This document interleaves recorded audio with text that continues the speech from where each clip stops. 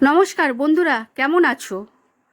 আজ হচ্ছে হনুমান জয়ন্তী আর পূর্ণিমা, দুটো যোগ একসাথে পড়ে গেছে।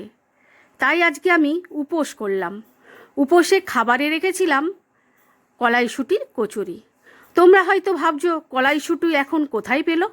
আমি ফ্রিজে স্টোর করে রেখেছিলাম, সেটাই আজকে বানিয়ে ফেললাম। প্রথমে কলাইশুঁটিটাকে আমি ছাড়িয়ে নিয়ে সেইগুলোকে আমি পুর বানিয়ে নিয়েছিলাম।